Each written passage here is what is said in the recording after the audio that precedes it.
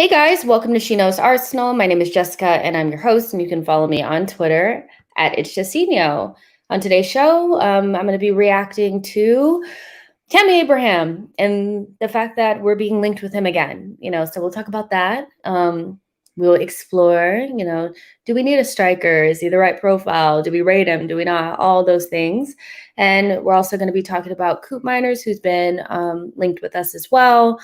We'll be talking about Johnstone, the goalkeeper from West Brom. Apparently, we are in contact and trying to sign him too.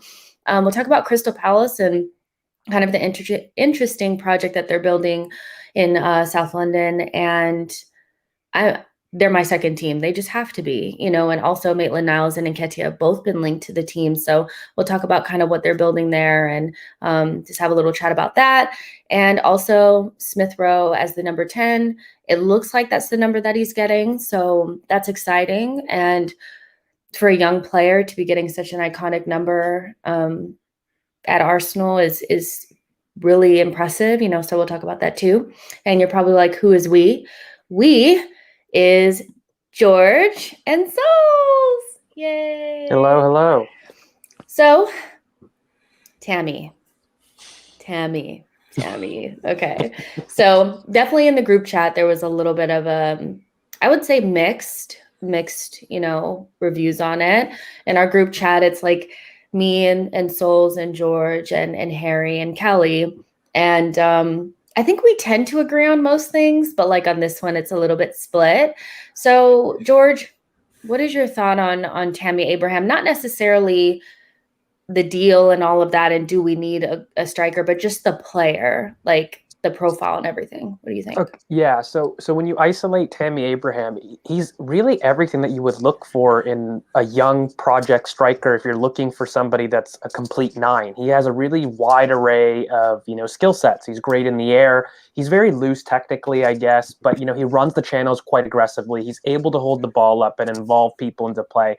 And, he does affect kind of different areas of the pitch as well as, he's really effective in both boxes. So when you're looking at it, he's a 23-year-old homegrown English talent that, in his first season achieved something like 15 Premier League goals. That's no fluke. And, when you start to kind of underlie a lot of his numbers and you see, did they continue? Did any of the drop-off in terms of any reduced play mean that he was less effective? You actually see the opposite. He maintained very similar levels of output. And so you're looking at a very consistent player that does provide output. And the one thing I can say is that he's bubbling. Like, he is a type of player that, if you're looking towards that complete 9 and you look at your Alexander Isaacs, you look at, others in the same realm, we've got Tammy here who has done it in the Premier League at similar levels with, again, no penalties. So you're looking at a lot of these goals that, they're not just the same type of goal either. Like, they're very different. They come from crosses in the box. He has done a couple that he's done on his own. He's created goals for himself. So, I always liken him to Adebayor. I really see a lot of very similarities in terms of how they carry, in terms of their play.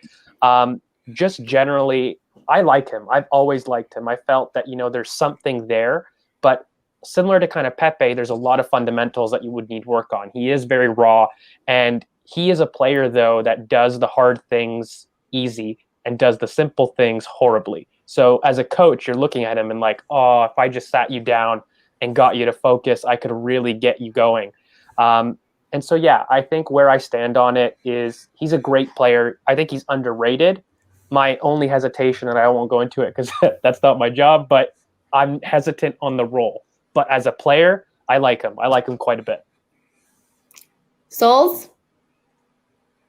It's an interesting one. That's what I'll say. It's I do rate him. I do, but for me, it's like I do have to look at it like he is coming to Arsenal, and what does that mean for Arsenal? And kind of touching on what George is saying, like what kind of role will he actually play? Is this going to be more of a Lacazette replacement because he is that sort of physical presence and he can hold up the ball, but how good is he in a sense of moving the ball on and bringing others to play? Because that is what I'm guessing why they're looking at a Tammy Abraham or that style of player. They want someone who's physical up top. That's going to be a little bit different to what Martinelli can offer. And then obviously be a bit more experienced than Balogun. So it's going to be that sort of that gap filler. So when we have to play, obviously Martinelli is semi-experienced. He has had Premier League exposure. He's had the Europa League as well. So it's an interesting one. But like George said, I mean, 15 goals in the season that he's had. I think it was like 20-something goals in the championship as well. You do have to look at that and think, you know what, that's not bad. It's not, I mean, obviously there's still a ceiling on him. He's only 23. You've got to look at the age aspect of it. But the reason why I can't see it and I don't want to see it happen is because we're flooded in that area. Maybe if it was, the thing is, I'd rather not get him now and give the likes, because Lacazette looks like he's going to end up staying, because to offload him as well as everyone else who's pretty much got a foot out of the door, and he's the only one without a real bid that's coming for him. So it's going to be really difficult to now shift him on. So it's looking like Aubameyang, Lacazette, and then obviously Balogun's been promoted into first team setup. So where does he fit into that? And that's kind of where my issue is. It's not a position we need, nor is it a position of emergency. But the only problem is I just can't see Ben White coming in for 50 million and then him coming in for like 40 million if we haven't already got a number 10 in and a right back. I just don't see them two then happening, because I don't see how our budget is that big, because that's the only concern that I have. But as a player, he is good, but my concern is how many chances he needs to score a few goals, and we've got enough crap finishers in the team. We've got enough people who are very wasteful. Why are we adding another one? I need someone who's guaranteed to be clinical, that can take those little moments and turn them into something, or a striker because we don't have a striker who can take the ball and make something happen themselves, and that's what I would focus on more than a Tammy Abraham. For me, it's just, I'm looking at him and there's some players that just don't fit your eye test. You're looking at them and it's just not there. You know, there's some players that fit your eye test, but then when you look back at the numbers, you're like, oh, well, he really wasn't that clinical, right? Tammy's the opposite. When you watch him, he's a little bit clumsy, a little raw.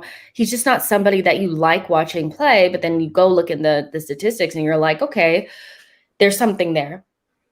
There's definitely something there. XG is quite good. His goal return is good. Somebody who I really like is Dominic Calvert-Lewin, who would probably cost you $20 to $30 million more. Tammy Abraham has actually scored twice the amount of goals that he's scored in the kind of the same amount of time, same amount of starts, you know. So I think he is underrated, right? So I think I can say like he's probably underrated by a lot of people.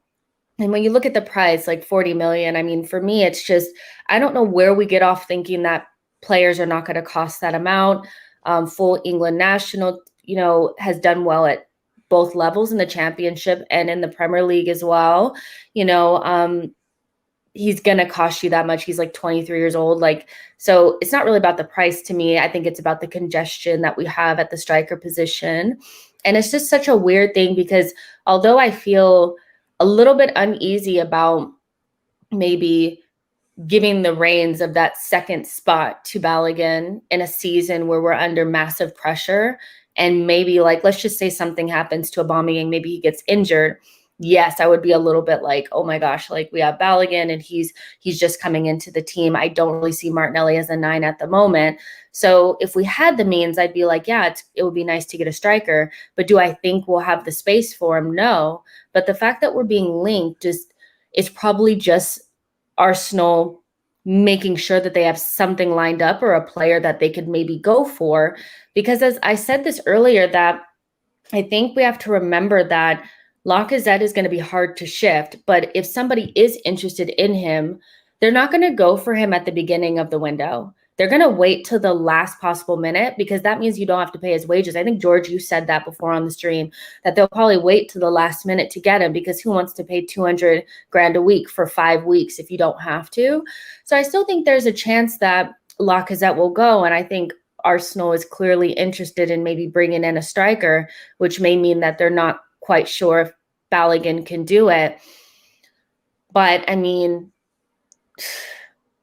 we don't have Europe. What does that mean for Balogun? I mean, George, you're a huge advocate of Balogun, and I know you really believe in him. But I mean, if we, like, let's say Lacazette does go and we were to bring in somebody like a Tammy Abraham, what does that do to Balogun's chances of getting playing time? And not only that, do you really think Tammy Abraham would come to Arsenal to sit behind Aubameyang?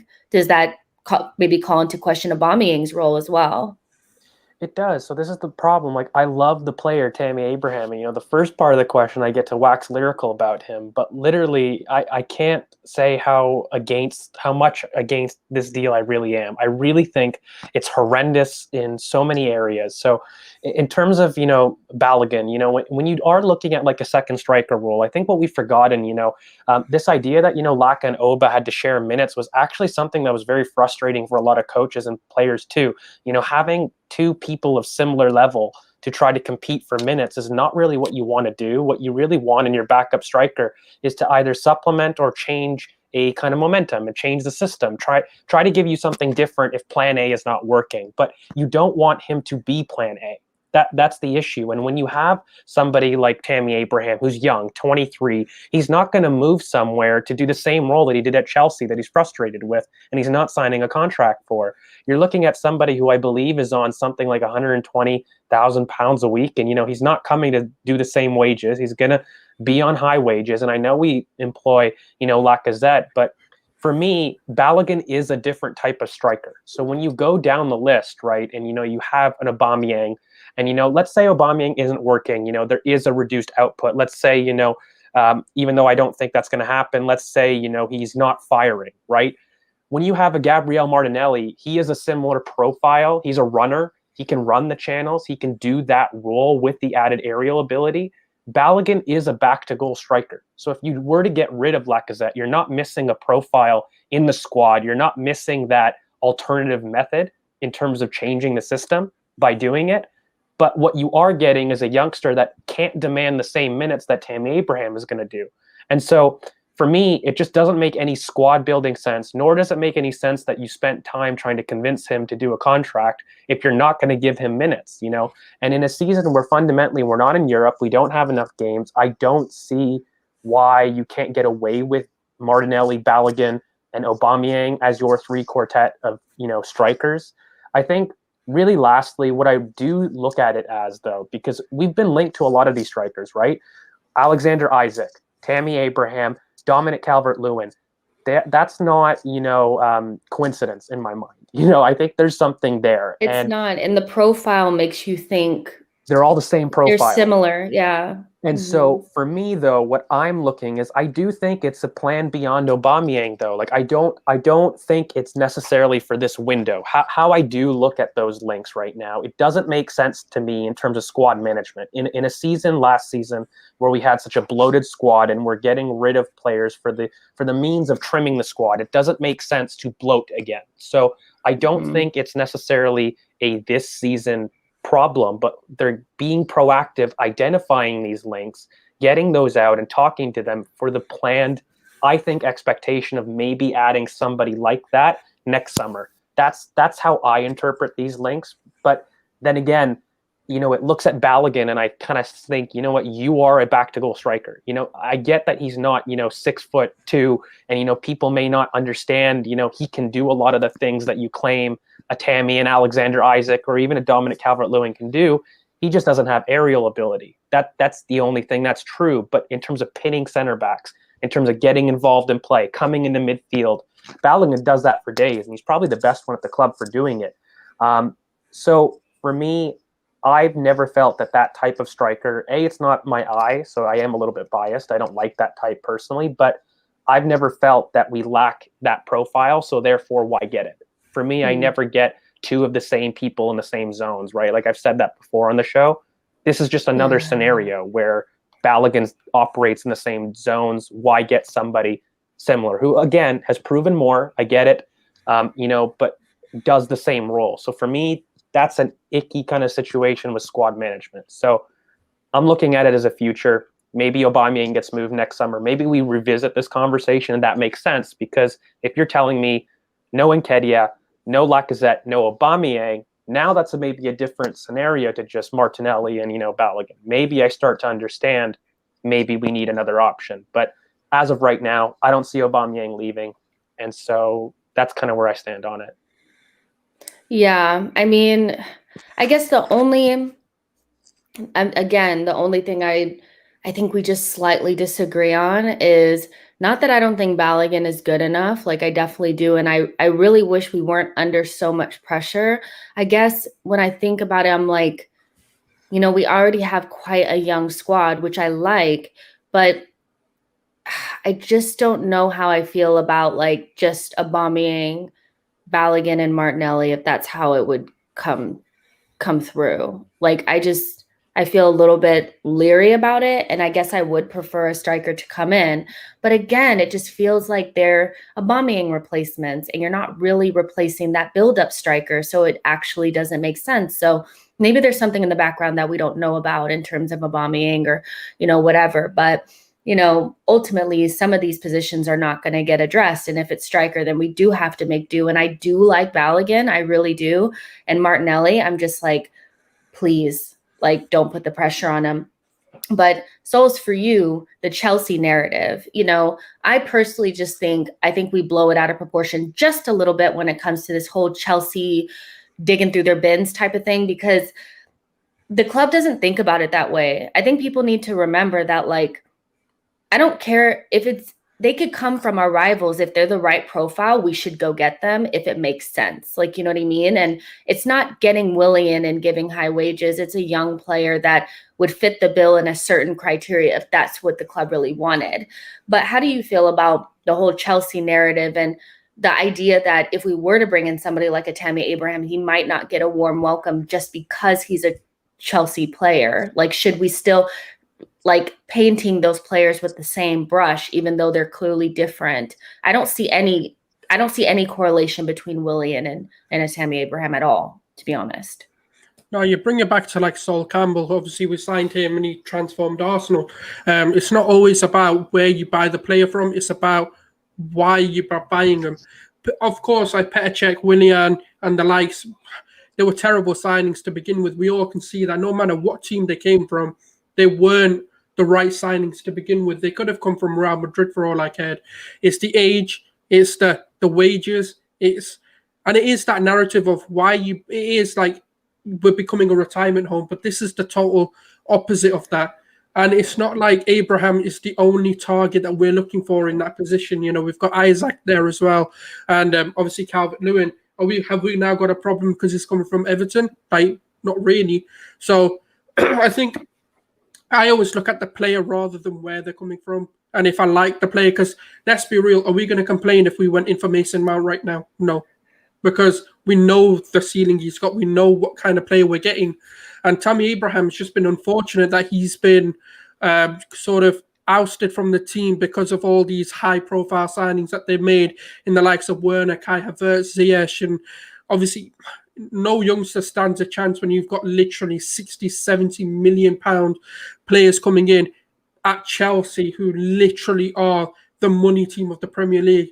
And I'm not. This isn't a diss at them. This isn't even me trying to take a dig as a rival or anything. But that's the truth. You're gonna play your expensive players. That's why you buy them. Exactly. Especially with the Chelsea model and how they'll always buy them for the first team. And unfortunately, in all three of those positions, there were young players playing in them. And that's not really how Chelsea operate or have operated in a while. Mount has broken that mold since like a very, very long time. And I'm sure Kurt Zuma is going to be the next to go, really. Not go, but he's going to be the next ousted or exiled from the team as soon as they get a centre-back in. And that's for me personally, I just don't really like the profile of Tammy Abraham. But not because he's from Chelsea, but just because I feel like there's better options out there for what I want. And for me, like I said, I come back to, we don't have a striker who can take that ball and literally run with it and make something happen if no one else is. Because we've always got this problem, Aubameyang isn't getting service, or Lacazette isn't getting service because he's having to pass it to the wingers. For me, if I'm getting any of the three targets, I would make the priority Isaac, because if you look at him for Sweden in the Euros, he was probably one of the best dribblers on the ball in that Euros for me. Literally, for the quality that Sweden have, and this isn't me, again, disrespecting them, they've got Forsberg there as well, but it's a matter of like, he was one of those, like every time he got the ball, he was running from the halfway line into their box, and I was like, wow, that's what we're missing. And Aubameyang did that when he first came in, because maybe he was younger, maybe he was a lot more hungrier. We could pinpoint it to many different things, but he did that, and that's why I wouldn't say we were successful, but that's why he, as an individual, was going for the golden boot, because it didn't matter what was behind him. But the minute that sort of stopped for him, and he's now relying on others, to make them runs for him, to have the legs for him, he's kind of dried up, and he's had one of his worst seasons because of it. So for me, I don't care about even if they came from Spurs, I wouldn't care. For me, it's about whether they fit the profile of what we're looking for. Are they young? But the problem is when you're paying them £220 million or £220,000 a week, when they're like literally out of the door on their way out to retire, that's when I'm going to have an issue.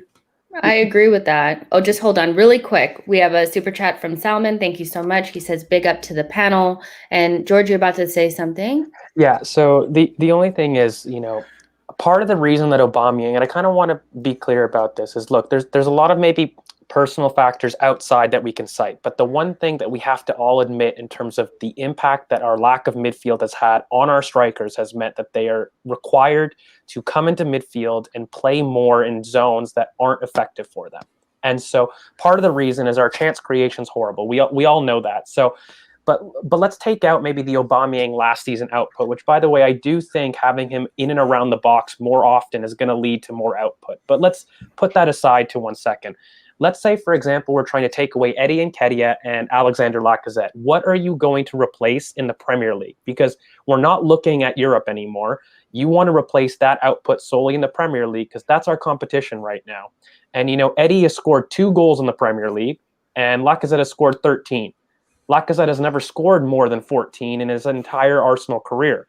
Now I pose the question to you, do you not believe a fit Gabriel Martinelli for the entire season, as well as Balogun, combined score the same or more as 15 goals with similar minutes?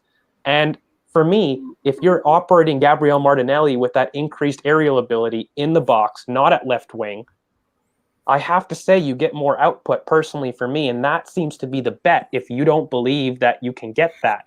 Now, is that difference, though? This is the other question follow-up I'll say. Is that difference, if, say, you don't believe Gabriel Martinelli and Balogun get there, worth £40 million? Well,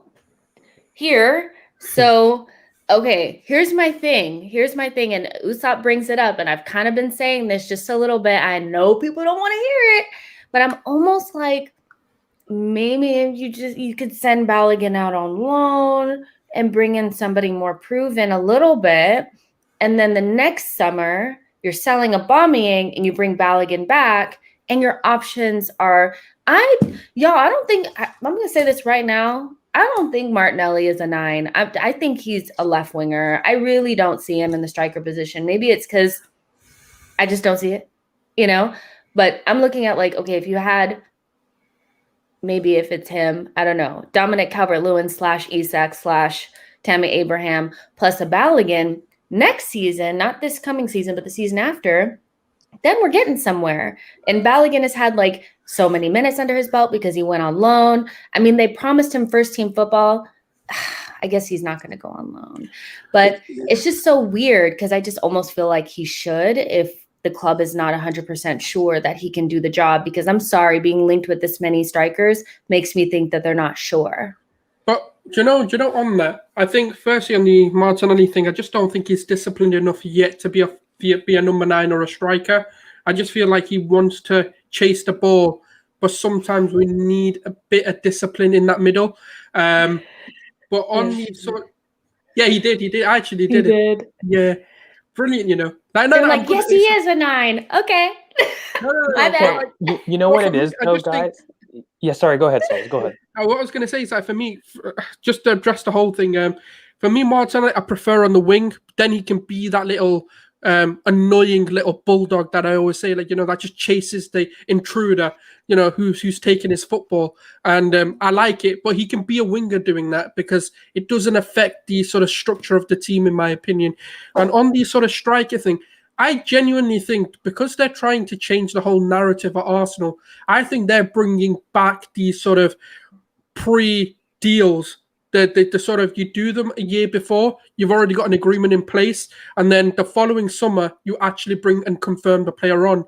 I think that's just so that they don't lose out on the talents they're looking at, because let's be real, all 3 of them are probably going to be at some point sought after, unless bar maybe Tammy Abraham, because I don't know how much of an opportunity he's truly definitely going to get. Gone this summer for sure. Yeah. But the other 2, I get what you're saying. Like with Tammy, if he ended up staying at Chelsea, he's probably the only one where we could be like, all right, we don't even have to negotiate that this summer. Whereas with Isak, I do think he's a very sought after player. Calvert-Lewin's been on the radars of United. If Haaland doesn't happen for whatever reason, Chelsea may be looking at him. City might look at him in the future because obviously they're going to need someone to come in to replace those goals of an Aguero. If Jesus is that option, then fair enough. They'll see how that goes for a window. But I do think with Balogun, it's a tough one because yes, you want to loan him, but how much? Like, unless it's a Premier League team, it's not really going to do us any good because we want to see how he does in the Premier League. We know he can do it because we've seen in the Europa League. He had 3 15-minute cameos, and in all, I think 2 out of the 3 was man of the match. Like, how did he do that in like 15, 20 minutes? And the thing is, it's because he's got the awareness. It's just he needs the opportunity to prove it on a stage of the Premier League or the FA Cup or the Carabao Cup. And the thing is, when we look at it, if we don't give him the opportunity now, next season's going to be a lot worse because we're only adding games to it. And but probably when we're in Europe is when I'd say we need a proven striker to help us kind of in the Premier League, have one for the Premier League, have one for European competitions. So I do think there's an opportunity there for him if he wants to really take it. So I think the big thing is I'm looking at it in the context of our plans right now. Okay, so let's assume that James Maddison is very likely to be our marquee signing, and let's assume that Please, the rumors, and let's assume though, let's just play hypothetical here that ESR does get a contract renewal and he gets a new number, which typically means more prominence. I would say I'm assuming he's getting a new number. So what you're looking at is them in the lineup now. I think that doesn't facilitate a Gabriel Martinelli on the left wing. When you're looking at those 3 across the front line with Saka, you're looking at a type of striker that runs the channels a lot more.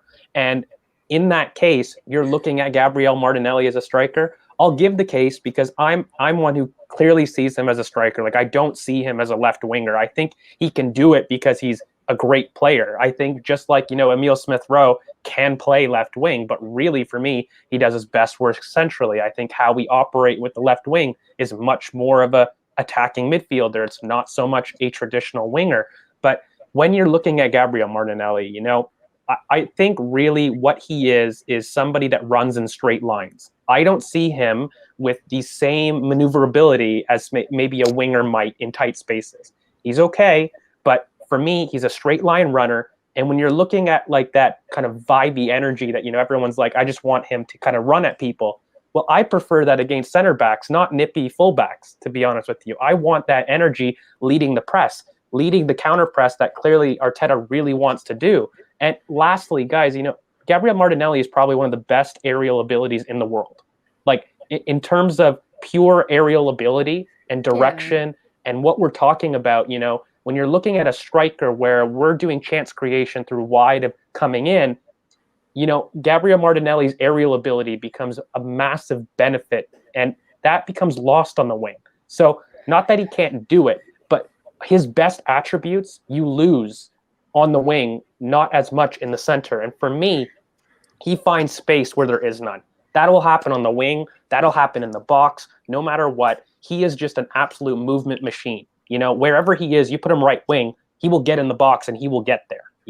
So it's not that you lose that, but I think you lose a pillar of who he is, namely the aerial ability, if you stick him on the wing. And for me, again, Maddison and Emile Smith-Rowe are going to play in the slot, so where do you put Gabriel then? He's not going to be put on the wings. And I think he's been training to be a number 9, so I do see it potentially happening. Yeah, not at the moment. I just don't see it. Like, you know what I mean? But I guess, like, I hear what you're saying. I just. And that's why I look at him behind Aubameyang, right? Because I don't think he's ready. Like, I agree with you guys. Like, he's not ready to sit there and be like, "Hey, this is our number 9." I was so worried about them having so much stress on there. I just feel so like Gabriel's a loved heart. Like he's like a sweetheart. He ain't gonna get no stick. But either way, imagine he comes in next season and just scores 40 goals or something. That's what I'm saying. So. Definitely one thing I can say just before we move on to something else is, even though I have the stress about putting too much pressure on the young players, I honestly feel like they want it. Like, I think they're desperate. Like, Martinelli and Balogun and ESR for me are actually really desperate to get going. Balogun. Can I ask you one thing? Other than Saka, what do you think the impact of a crowd will have on the likes of, let's say, an ESR or even because I think they'll live in it. I think they'll like it.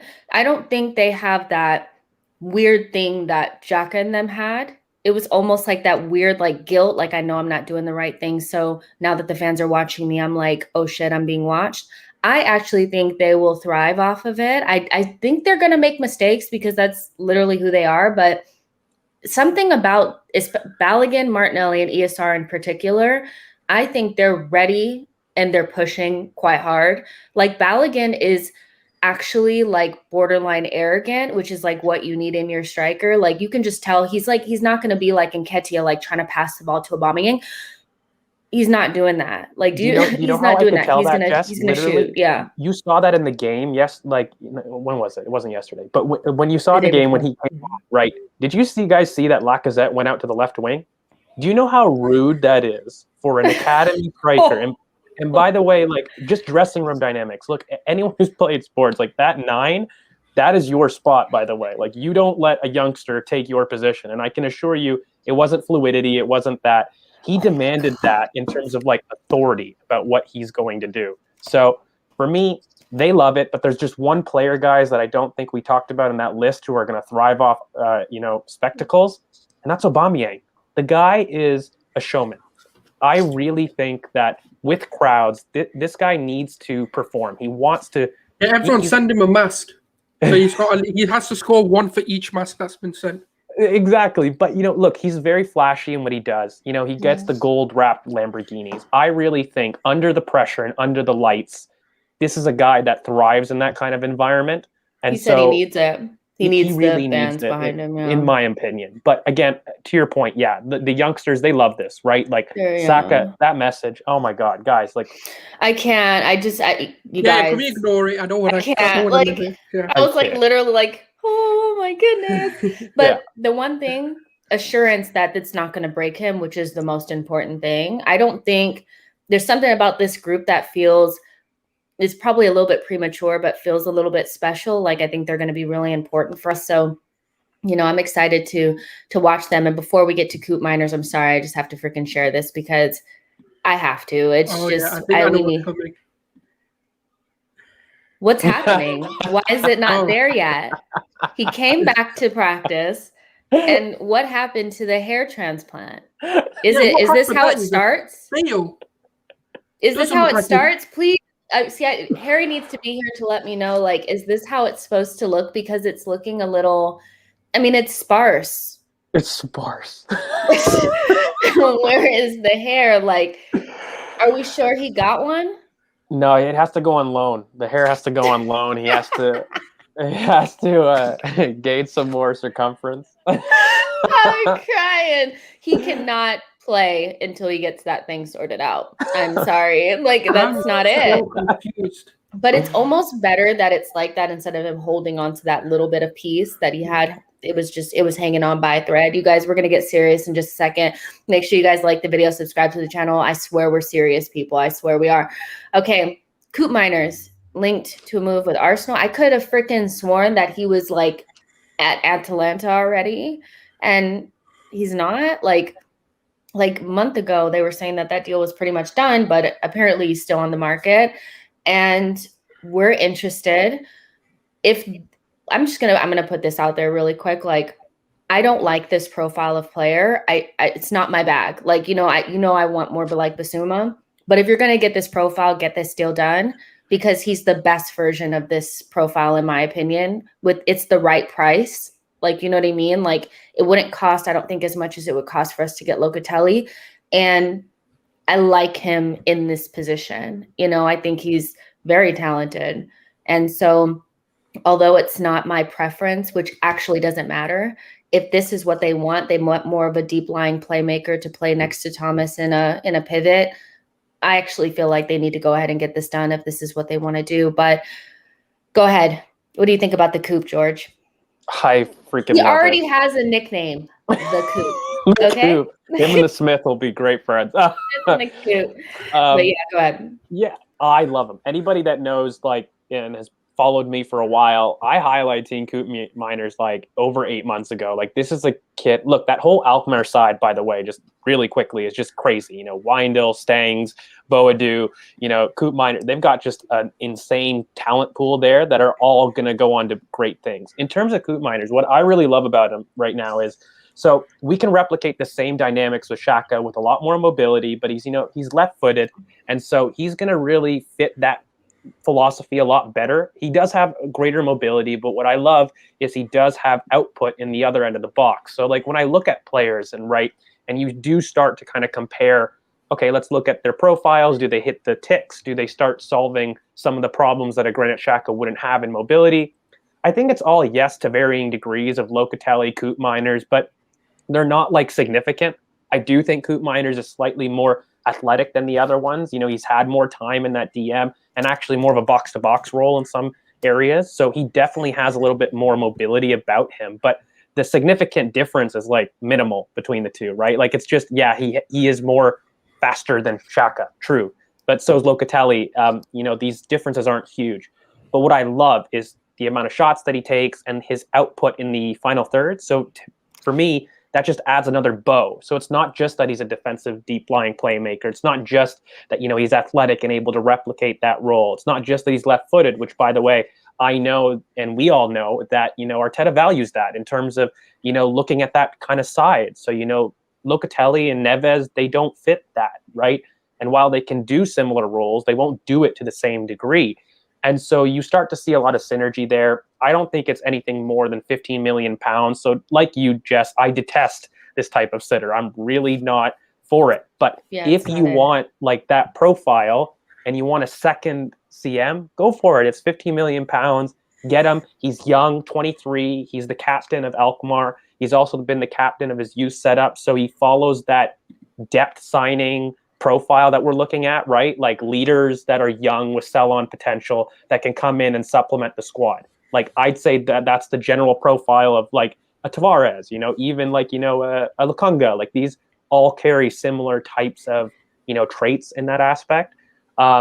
So I love him. I think, like you said, he's the best available deep lying playmaker, kind of on the market for the cheapest price that gets you everything. And again, he gets you goals. So he adds that extra bow that somebody even like Locatelli, who might be a little bit more refined in a better league, does not offer that same output. So he definitely is more complete as a player for myself. So yeah. What is happening here? What is what is this raid? This has happened to us twice. Terry sent them all. I'm looking at all these people. I'm like, what is happening? You guys like the video, subscribe to the channel. Well, we have all these people here. But we're talking about Koopmeiners and we're talking about Arsenal, you guys. So there you go. But Sulz, what do you think about Koopmeiners? And do you like the profile? Do you like the player? What are your thoughts around it? I'm completely honest. I've never seen him play. I'll be completely honest. Oh, how dare you not come prepared? I'll be honest with you. I've not watched a lot of Dutch football, bar maybe like Ajax or something. But I'll be completely honest. I don't want to really make a judgment on a player I've not seen, bar like maybe a few highlights and stuff. But that's what you're supposed to do, though. You're supposed to just like, even though you've never seen him play, make a very educated guess about how good he's going to be at Arsenal. That's how we do it here. Yeah.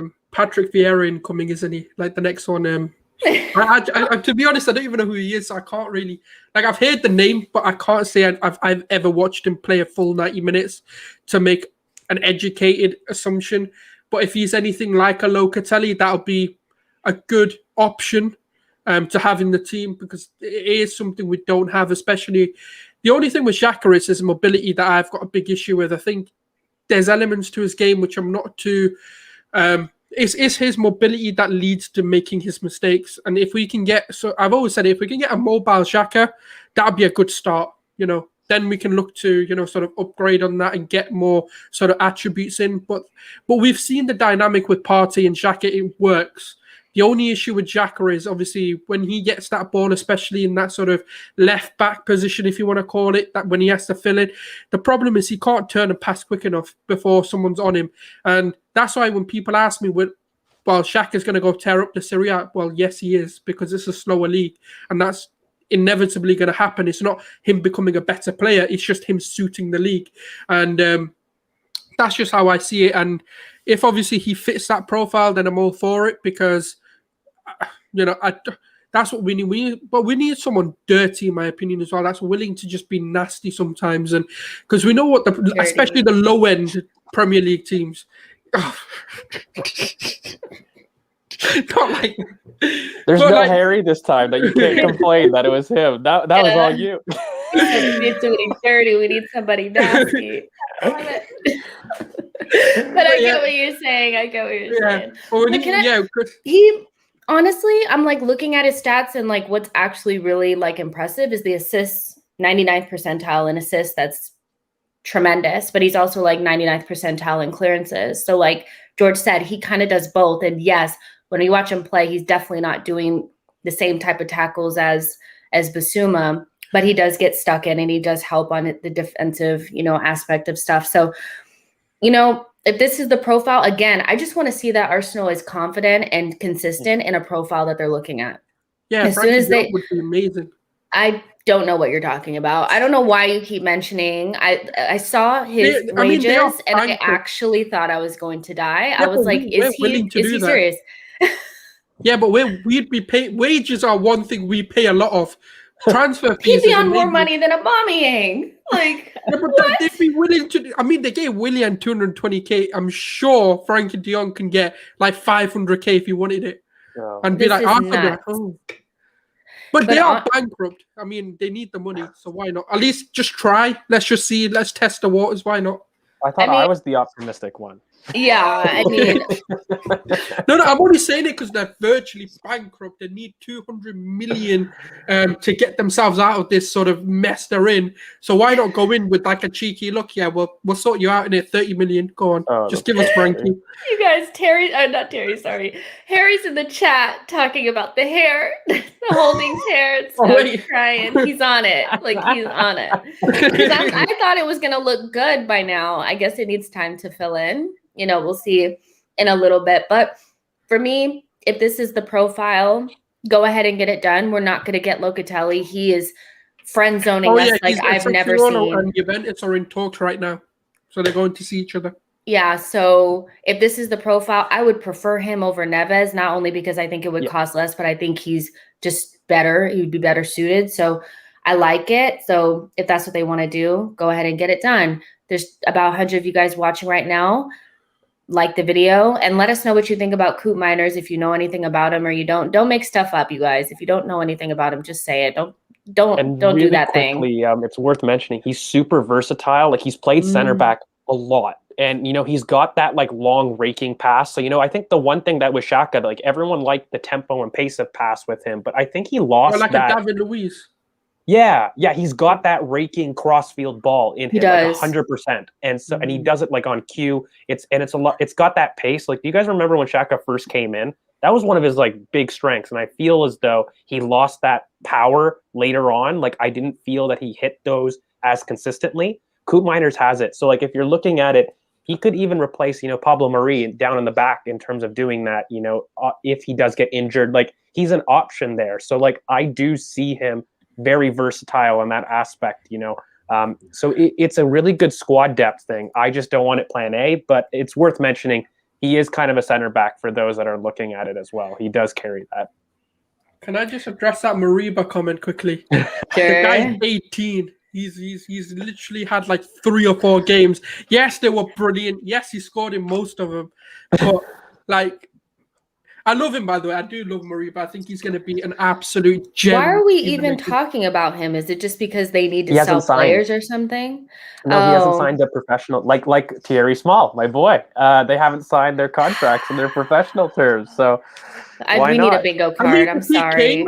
Every time you mention Thierry Small. No, don't get me wrong. If he came, I would absolutely be over the moon because I do think Mariba is kind of something we need. He's different to what we have. He's a goal, like he's willing to, he wants to score goals as a midfielder, and that's exactly what we need. I remember when he first came on, Messi assisted his first goal. Like he was literally just darting into the box. I was like, Jesus Christ, you do know we can't defend right now. So, but no, I do like this. That would be a good, but it'd be a future signing. It wouldn't be now. You guys are so rude. Holding hair is like Terry's. That's a violation. Sorry, you guys. This is so funny. Isn't he going to get it sorted out or something? I swear he's got an appointment booked for it. I think he has he's booked to go to Turkey to get his, his thing done. I hope he doesn't see this and get rid of me. We'll refer him to Harry because I think Harry's got the contact. Because I've said something now. Yeah, I know, Terry. I'm sorry.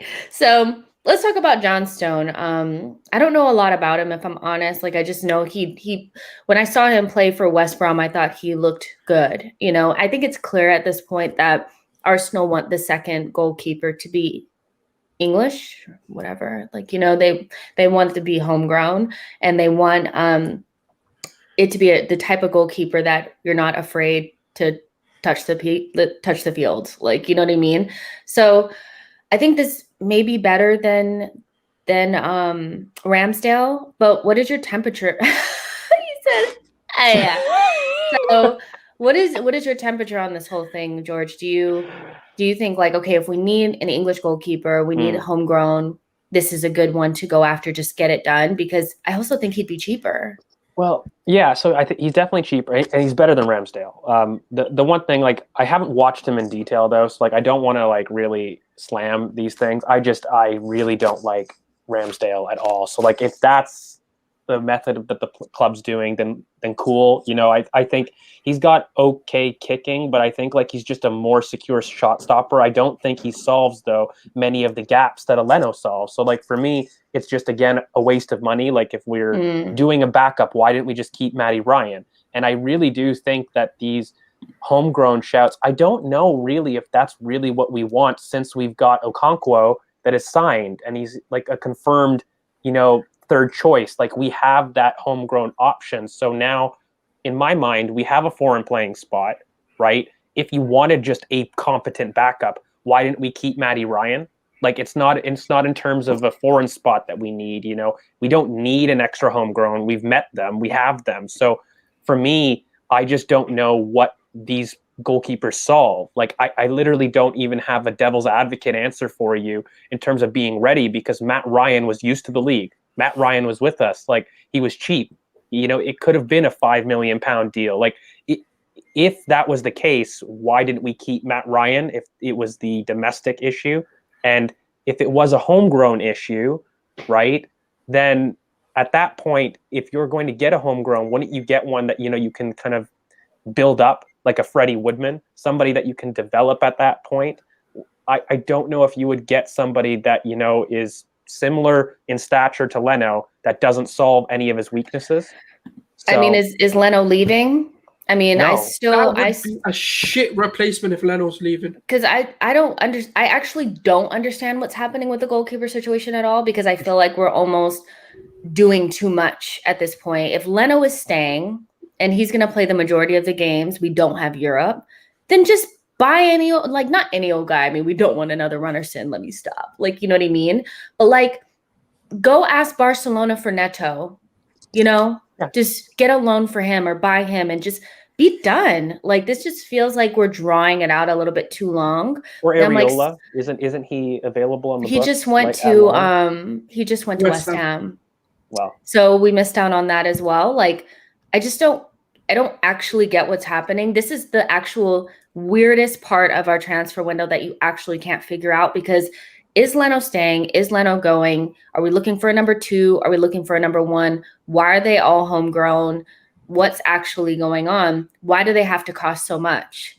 Like, maybe I'm delusional, Jess, but I really still think it's the Onana thing that I've been preaching in past streams, where it's a Kieran Tierney 2.0 for me. He can't train. I understand that there's links, but they're not going to pull the trigger if they know that they're going to have him. And for me, I don't think that there's a homegrown issue. He's going to be cheap.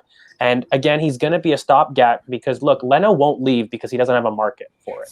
So that's the first thing. Like, you need to have a market for your keeper, because the buying clubs have the power. And I don't believe that Leno has that. But also, like, Onana, he is going to miss a large portion of the season. He's going to miss a quarter of the season, okay? Because he's not able to play till November. Plus, with the AFCON, maybe he drops 4 games there. That's a quarter of the season on a team that needs top 4. You can't have that in your number 1, right? So I've always felt that, this Onana, would be a stopgap. And, I've always felt that we need to go big on a goalkeeper the following summer. I'll be honest with you. I still don't even think Onana is, the one. Again, I think he's great in terms of solving a different type of need. He's not even the one. He's not the one. It's weird. I said he's like the heartbreak before you meet the one.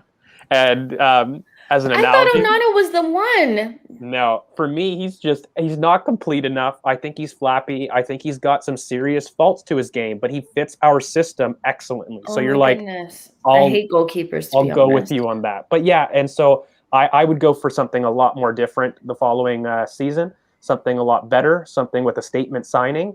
But again, the whole point for me is backup keeper, because Leno's not going anywhere, or whatever you want to. And keep it cheap. Like, just get it done. Like, why are we drawing it out? Like, it's almost, maybe it's Inaki. Like, I have like this thing about him where I'm like, are you inserting yourself again? You're the same person that told us to get Runnerson.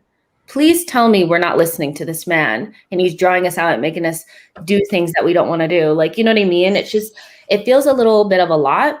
Johnstone is not something that I particularly care about, because I kind of just want it to be done. Then I'll just deal with it when it happens. Like, you know what I mean? But I will say this. I'm glad maybe we're moving on from the Ramsdale thing, because that was looking a little bleak. It was suspect, wasn't it? It was very suspect. But hey, whatever. We'll see what happens. Let's talk about Crystal Palace. I know that's like, this is an Arsenal stream, but some of the signings that they're making are not necessarily signings that I think we need to be making. I think we need more established players, obviously. But like, if we could make Crystal Palace our feeder team, like, that would be legitimate, because first of all, Paddy's at the wheel. Okay. So I want him to do well. He's a Black coach in the Premier League. It's really important for him to do well and to make a statement. So it feels nice that it looks like Crystal Palace is backing him, and they're looking to build like a young up and coming team from players from lower leagues and developing them. They're obviously going to be able to sell some of these players for high fees. And they had a lot of players out of contract, which is maybe not the best resource management in terms of like them not being able to recoup fees. But I mean, if you want to get rid of a lot of people, just having them, just their contracts fall off is probably a nice way to start anew, right? So Eze, Olise, possibly Ainsley Maitland-Niles, possibly Nketiah, and Gully, I think that's how you say his name, from Chelsea. Amazing. I mean, what do you think, George? I know you're like huge into like youth development and young players. I mean, you're not, let me stop. You are interested in youth development.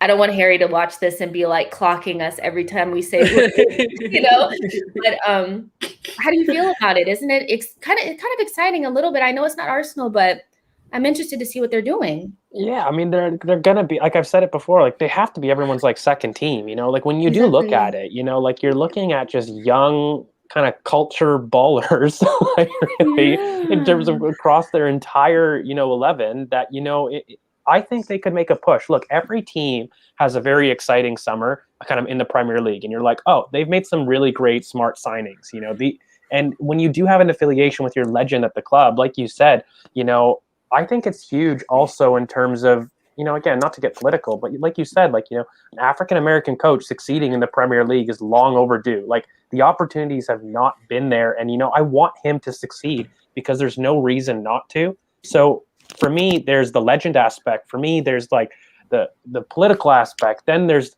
the player, the pure players on the pitch. It's exciting. When you look at a front line of Zaha, Olise, Eze when he's back, that's scary. Like it's young, it's innovative, it's dynamic both ways.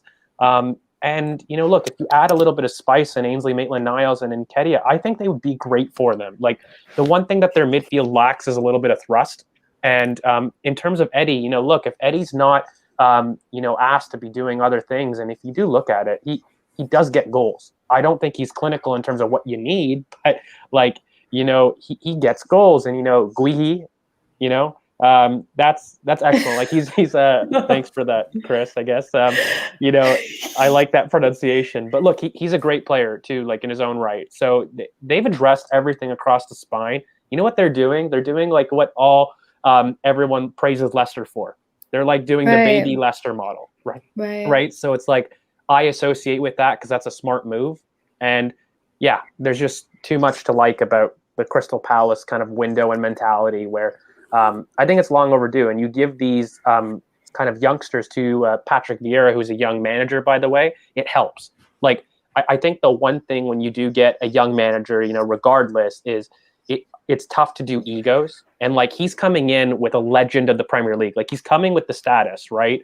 And, he's got that like authority, but I think you've got these youngsters that have looked up to him and they're going to do everything to kind of really whatever he says, but like run through brick walls in a sense, I think, because you're looking at like a manager that you idolized and, you're working on one-on-one basis. So I'm just excited.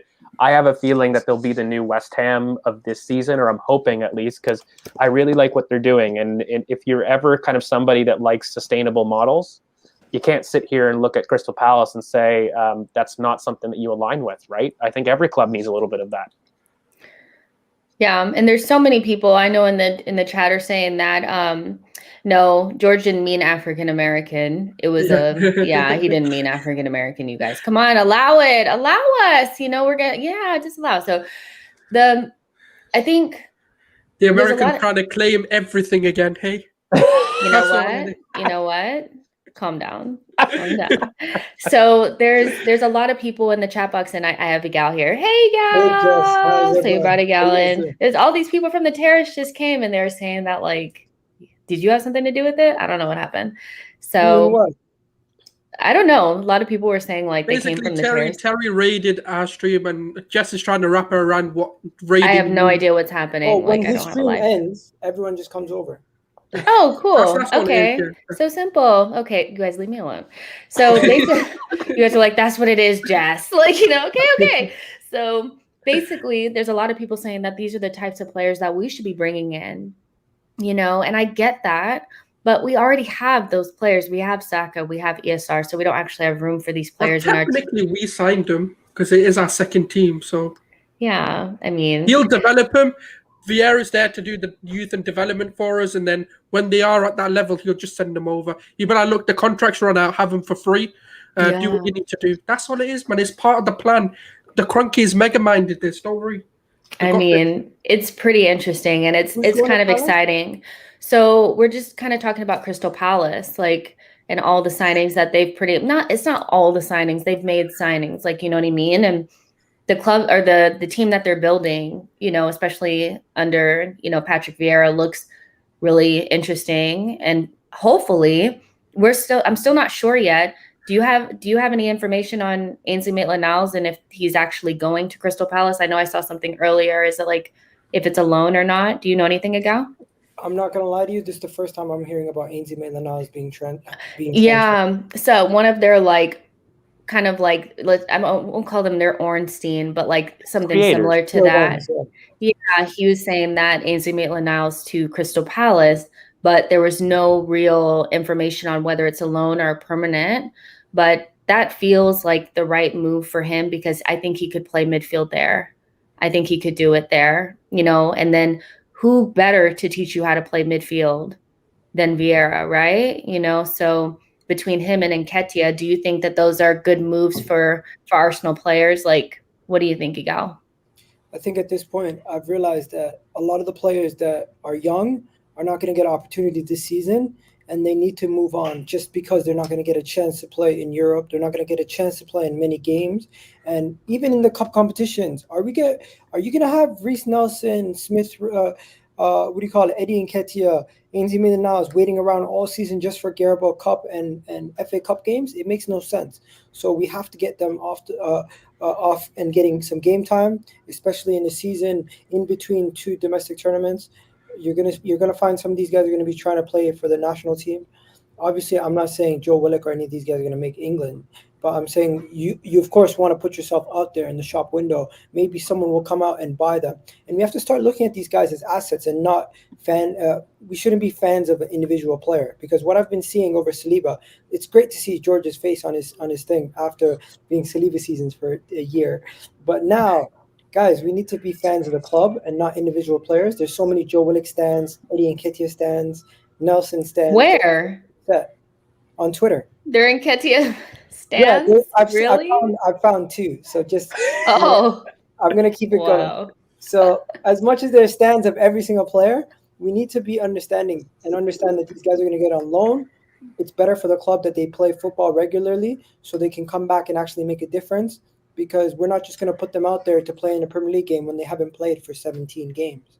It makes no sense. Mm-hmm. And people always saying, oh, don't send them on loan. Give them a chance. You know what? Saliba, I agree with you. We should have given him a chance. But Saka is not on the same and Nelson are not on the same level. When it comes to Eddie Nketiah and Lacazette and Aubameyang, they're not on the same level.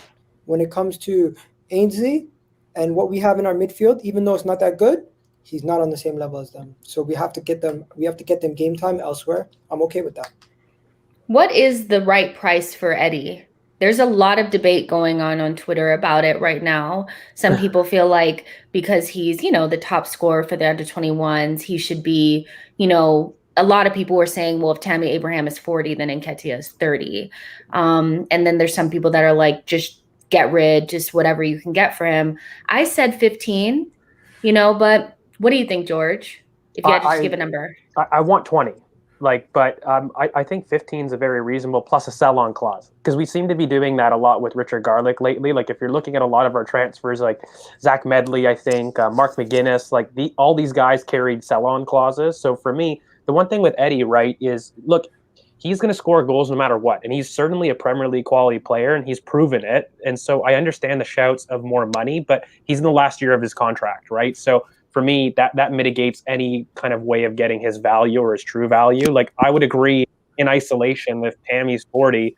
If Eddie had 4 years on his deal, then like, yeah, I think 30 is not really unfair to ask for. But in being in the last year of his contract, also in a kind of a COVID market, I'm looking at all the mid-level range clubs. and I'm looking at, non-Hakimi deals and non-like Holland deals, the highest range is 20 to 22. Buendia is the only outlier to that in the Premier League, and they're doing it because they're getting Grealish money. And so you can't use that as really a pattern for the selling of the market. I think it's in between 20 to 22. And if you're asking me, if you have a player that's on a year left of his contract, he should be below market. So I really think you're right, Jess. Like 15 million's fine, but do a sell-on clause. That way you get my 20 million kind of valuation eventually down the line. So I think that's probably best. 15 million plus a sell-on clause of 5-10%, and you're golden. Sulz, what do you think? More or less than 15 for Nketiah? Realistically, I don't think clubs are going to pay 20 million for a guy who hasn't really done anything over the last season. He's been given opportunities. He's even played in the under-21s in the sort of Euros Championship thing and did nothing. Like literally, I can't remember what he did. And that's the problem. You do have to take all of that into account.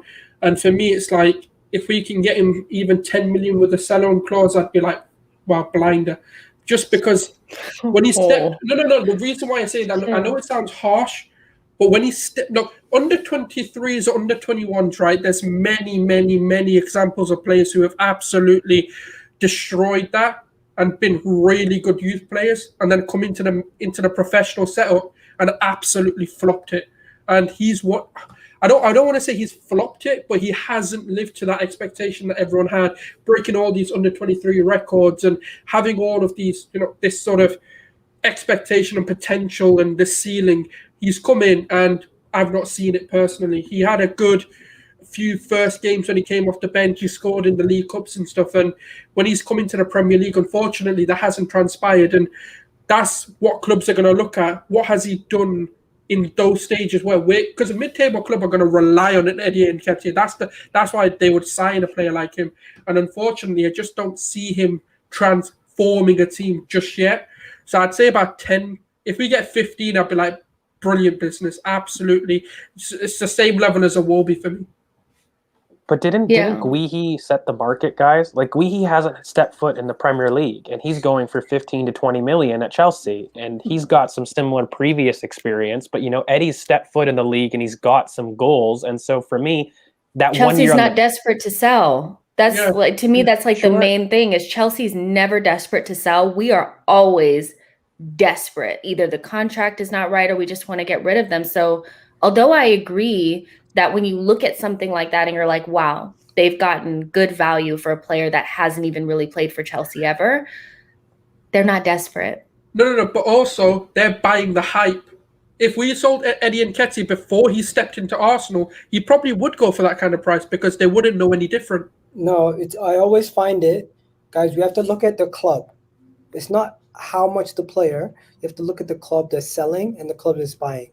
When Sheffield United bought what's his name, Ryan Brewster, they bought the hype, and there was a lot of money and everything behind it, right? Even when Bournemouth bought some of those Liverpool players, right? Liverpool are good at selling their players. Arsenal Football Club, what we've done is we had an opportunity to sell Eddie Nketiah at 20 million last summer. We had a chance to sell Ainsley Maitland-Niles last summer. What did we do as a club? We dillied and dallied. We took too long to make our decisions. And when we could have got the high end of our player's price, we asked for too much. Now, the same thing has happened with Hector Bellerin, 25 million last season with PSG. We said no. Same thing with Ainsley Maitland-Niles, 15 or 20 million something to Wolves. We said no. Didn't even get a game. It was 30 million. Eddie Nketiah, West Ham, last minute, wanted to buy him for 20 million. I think that was guaranteed money too. No add-ons or anything. Guess what? We said no. I'm live right now. Can you please stop? Okay, I'm sorry. I'm home, and then this is what happens. But yeah, so long story short, if we were to sell our players when people came knocking, we would make more money. But when we want to sell our players, no one's coming knocking because they've already seen that what we have is not that good. That's my point. Yeah, I think we need to just. This is just a thing, especially with young players, because we have more young players coming through the pipeline as we need to know when to sell. And it's tough right now, but... So would you sell Willock now with the hype that he's got? Or would you be like, no? Well, nobody's even really coming in for him. Like there's nobody's even coming in for him right now. But like let's say like it's not going to be Newcastle. Let's say Crystal Palace came in and they wanted to give us 15 million for Willock.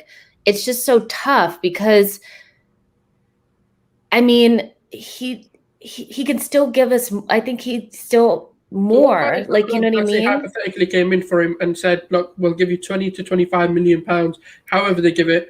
Would that be something that you'd be like, no, sell him now? With 20, at least 20 is where we can start negotiating. Like 15 is like a joke. Like he just scored all those goals. Like he doesn't really have that negative thing around him that even maybe like Eddie has, like, or even Ainsley. You can see how you're going to use Willock and how he's going to be beneficial to you. The hardest thing in the world to do is score goals, and he does that.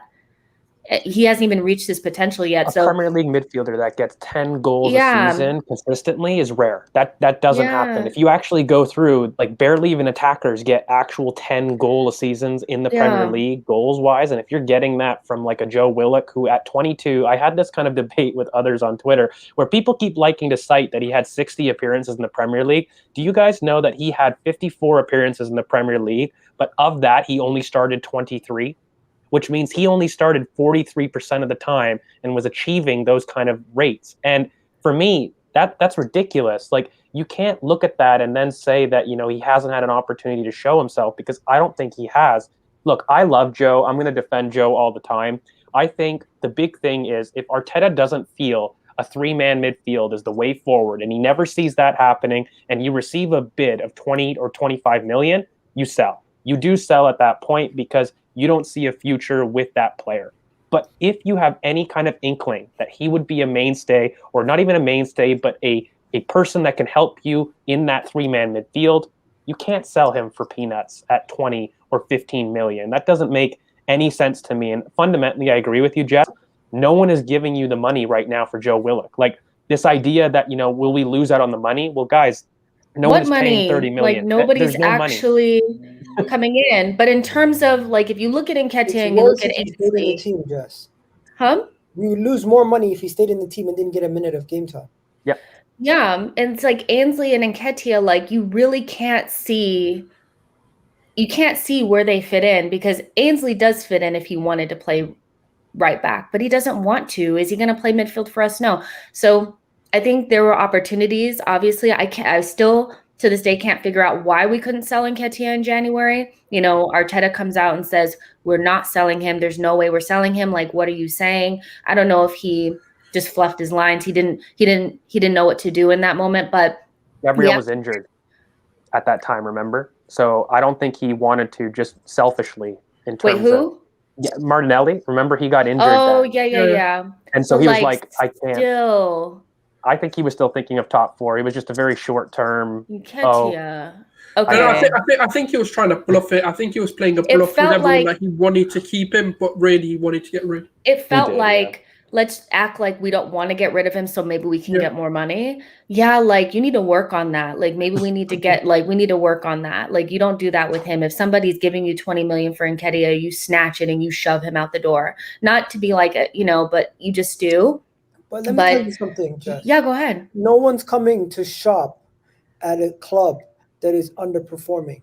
No one is coming to shop and buy fringe players from a team. I've been saying this. Their first team. So if you expect us to be selling our players for above market value, when even our first team players are going below above market value, the narrative around the club, to me, it does something. I think we've spoken about this, and there's maybe some people feel like it's too much of a soft factor, but I just think when you're talking about buying fringe players from the champions of Europe versus the fringe players from underperforming Arsenal Football Club, you're tainted. You stink. Like, you know what I mean? You're like, it's kind of stinks a little bit. So I think that matters.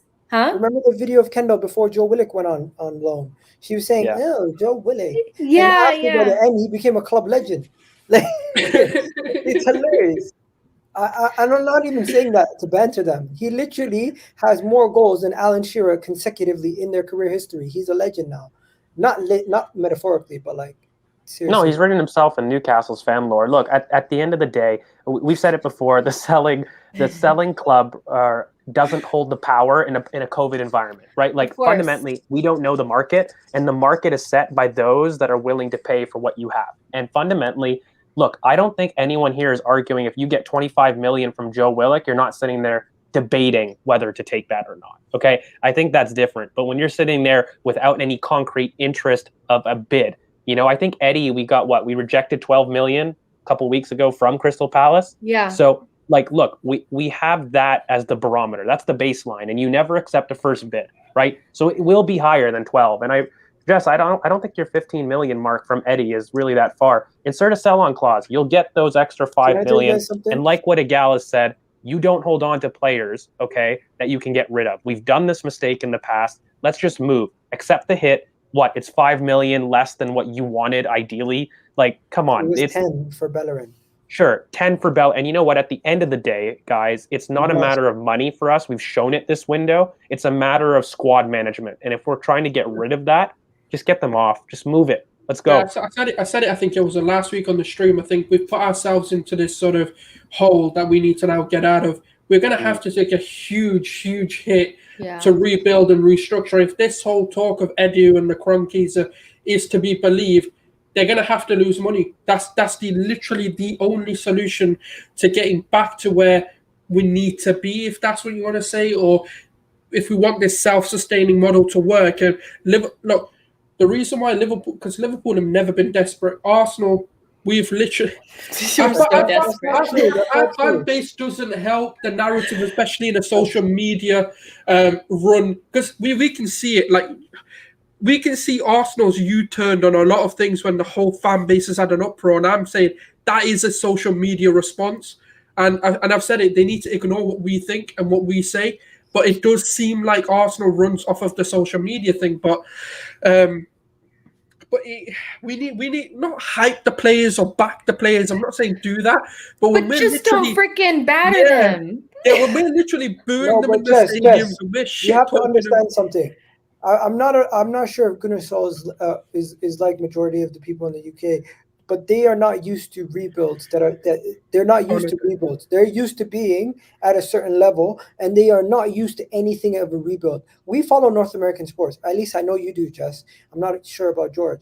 But when it comes to basketball, NFL, any other sport that you watch, you're used to a rebuild, and it can take up to 7 years. In football, when you support a team like Arsenal, you are at the top. And if you drop a little bit, it's quickly get back up there, or else it's going to be outrage every single season. And we see it with the transfer window. We see it with links. We see it every single day. Nobody in the fan base is used to this. Nobody in the fan base is accepting this. And nobody in the fan base knows how to act during this time where we're in a rebuild. A lot of people are going all over the place. Look, and you know what? Just really lastly, we've shown our hand, guys. We terminated contracts. Like, do you know how low? So from a club who's notoriously bad at selling, we've now got it into the global footballing fraternity that, if you don't go, we will pay off your contract to go. Why in the world would buying clubs now not lowball a team that knows that they're just going to pay off their players? It really is an anomaly that hasn't happened in many teams. And so you show the bar that's so low for that. It's difficult to kind of demand more. That's why Willian didn't go. That's why the club in MLS didn't take don't mention him. That's Jess's favorite player. Have you seen the picture of him yesterday? Oh my God. Yeah, it's funny. Anyways, Tammy Abraham. The Tammy Abraham thing that we were talking about a few minutes ago, 40 million, that is what Chelsea would supposedly want. The link to Arsenal and this player first came from his agent 2 weeks ago. Today, Matt Law is saying it as if it's something new. I'm sorry. This was said 2 weeks ago from a consortium of Chelsea fans that directly spoke to his agent, saying that he is looking to move to Aston Villa. Aston Villa are willing to spend between 20 to 30 million for him. And Arsenal were one of the teams that inquired into him. So you've basically said the same thing from 2 weeks ago, Matt Law. Even though you're a tier one, I read more about Arsenal than you do probably. I'll tell you guys this. I'm not saying you, Jess. I'm just saying to Matt Law. He's a Chelsea guy. That guy, he knows what he's going to do to get traction, to get clicks. He's going to say Arsenal and he's going to put that Arsenal part with the valuation and stick it together and make a new article on it. That's basically all they did. Today they found out how much. Oh yeah, because the fan base would eat it up. Yeah. Today they found out how much Chelsea want for Tammy Abraham. What do? Arsenal were linked to him 2 weeks ago. Put them in the headline and release it as new news. That's what they did. It's not new news. We already know this. Yeah, for Jim. Yeah. I mean, we're not in a position to bring in a striker anyway at the moment because we have like 30 strikers, you know, but he'll end up going to like Aston Villa, like you guys said, Aston Villa, West Ham or something. And he'll go from being, oh my gosh, why are we even looking at Tammy Abraham to why didn't we do it? Like, you know what I mean? Like, cause that's how we act. But yeah, that's it. All right, you guys, this was so much fun. We went a little bit over, but it's fine because we were having fun. Thank you, Agal, for jumping on last minute. You were awesome. Obviously, new guy talks sense. Do you guys not know each other? No, I've never seen him before. You never met him before? Nice to meet you. Yeah. He's good people. So I'll be back tomorrow to talk about whatever. You guys know the drill. Lukonga. Hopefully we need, but it's like we've talked about Lukonga so much that it's just going to be like, yeah, you signed. Like, you know what I mean? Yeah, it's official. Like, you know what I mean? It's so like dead, but we'll come back tomorrow and talk about whatever's happening. Make sure you guys like the video, subscribe to the channel, all you new people. I don't know what Mountain Dew means. Like, am I supposed to know what that means? It's a drink. Oh my God, Jess, you've not had Iron Brew and you've not had Mountain Dew. I know what it is, but they're saying like something about Mountain Dew when you get 2K or something like that. I don't know. What are the kids talking about these days? It's an undisputed Skip Bayless, Shannon Sharp. Instead of giving themselves champagne, they give the person Mountain Dew. That's sick, you know. I like Actually, I take my champagne. Like, I don't want Mountain Dew. I actually don't like Mountain Dew. This is on another level, guys. We don't I'll join you with the Mountain Dew. Yeah, we'll get the Mountain Dews out. Don't worry. And Jess, you know what you said a few minutes ago? Remember how people were saying we want a striker? The moment Patson Daka signs, we wanted him. Why didn't you do that? Yeah, I mean, that's how it's going to be for everything. I've seen people like positions we don't even need. Why didn't we look at him? It's like, what? Okay, you guys, I'll talk to you guys later. See you guys tomorrow. Bye, guys. We'll